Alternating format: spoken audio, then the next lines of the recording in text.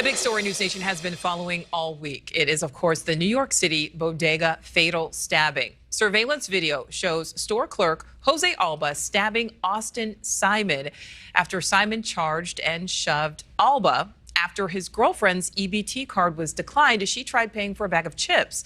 Now, surveillance video also shows Simon's girlfriend allegedly attacking Alba with a knife. She is not facing any charges. Alba is currently out on bail on a second-degree murder charge.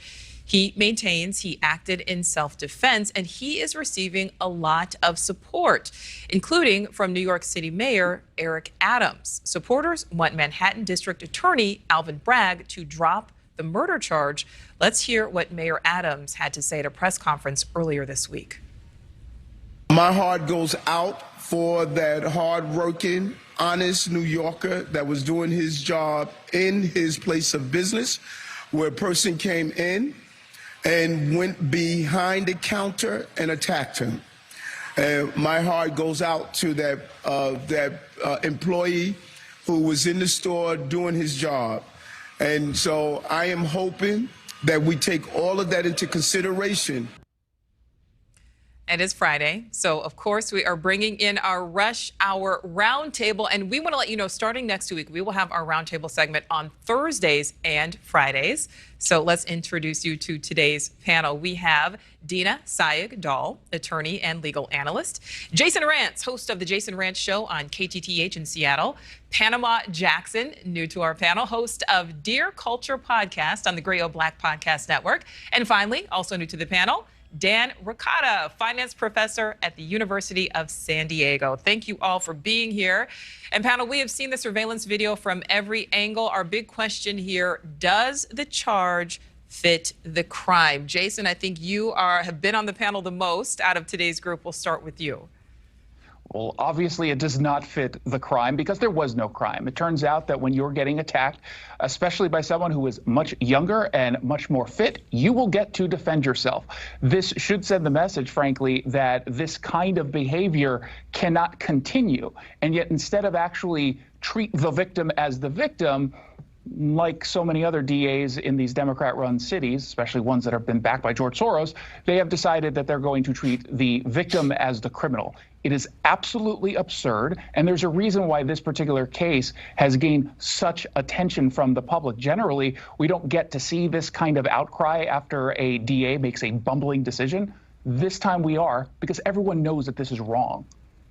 You know, and I would say just a few moments ago, one of our NewsNation viewers, Richard T., he sent us a comment online saying, quote, the DA should drop the charges filed against Alba. He acted in defense, in self-defense, that I could see in the videos. That coming again from Richard T. Panama, let's go to you. Do you agree? Do you agree with Robert there? Do you agree with Jason? Absolutely. I'm not a lawyer. Perhaps I don't know the New York law as to what constitutes self-defense in a very deliberate, definitive manner, but I do know what I saw, right? And what I saw is a man who was being harassed and attacked at his place of work by somebody who he literally had no idea what that person might do. All he did know was he came behind the counter and attacked him. I don't know how this is anything but self-defense. And I'm actually surprised that, what I've heard, that this is a divided kind of situation. Like, I don't understand how people could not see this as an act of self-defense when literally we've spent the past several years arguing about what self-defense is in this nation, for police, for citizens, for all kinds of things. This seems as clear-cut could be. So the fact that this it has a divided, public jury, so to speak, is very confusing to me. Yeah, and Panama brings up a good point, because we certainly have, had plenty of other situations in our country where, we're divided on what self-defense is or is not. Let's bring in an actual attorney. Dina, what do you think? What do you see when you see this video? Well, I think he brings up a great point. I mean, self-defense, the reason why they often do go to trial, especially it's here when there was an unarmed person being killed, is because it is a question of fact. You're looking at, did that person subjectively and objectively think their life was in imminent danger? And that's often debatable around the facts. So we see these go to a trial. I mean, I cover these quite a bit, and there's usually pros and cons. I mean, one thing we know, I don't think we've seen all the video has been released released. And also in New York, they have a duty to retreat. And that, I think, is the reason why there's this gut reaction about it, and maybe why legally it's a little bit more nuanced, because he was not in his home. Could he have left and the threat had ended? It's a little bit unclear to the edited videos for me whether or not he could have done it. I think perhaps the worst thing, though, would be for the DA to bring the charges and then rescind them because of public opinion. He really should have waited and continued the investigation until he was absolutely sure that he wanted to bring charges. Well, speaking of that, Dina, what do you think about the fact that the girlfriend who appears, from that different angle to stab Alba is not facing any charges, or at least not yet? Yeah, and I think that's a key point that you just said, not yet. And it is very possible if they decide to drop the charges, and so he was in self-defense, then at that point she can be an assault.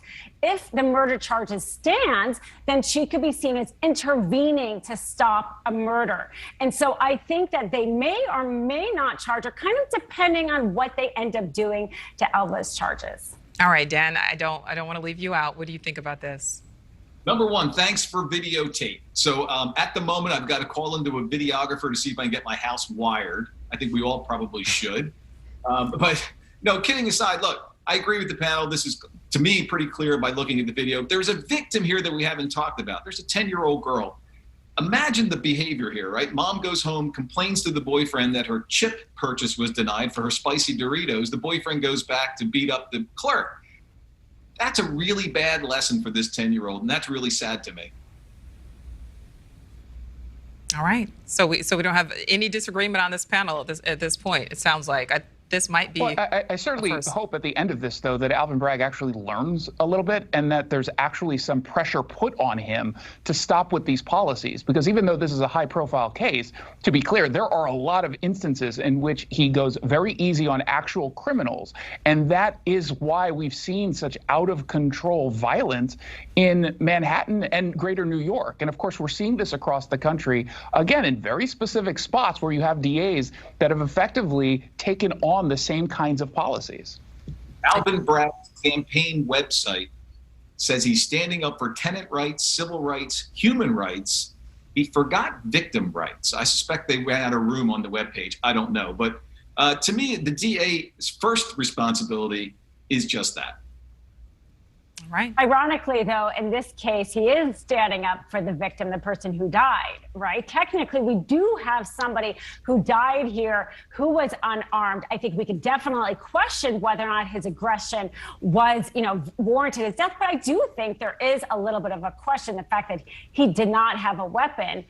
You can say that he was standing up for the rights of the person who died here. Well, he's not, because you shouldn't be attacking someone over a bag of chips at the end of the day. And to your point of the sort of the need to retreat, he clearly couldn't retreat. He was being pushed down into a dead end on his end. So he was very clearly defending himself. This idea that just because someone was killed is the victim doesn't always hold truth. And I think this is that case. Well, yeah, we will certainly see. And that's also why it's good to have an attorney on the panel as well. Panel, thank you for that discussion. Thank you for watching. Go to newsnationnow.com to find NewsNation on your television provider. And don't forget to click the red subscribe button below to get more of NewsNation's fact-driven, unbiased coverage.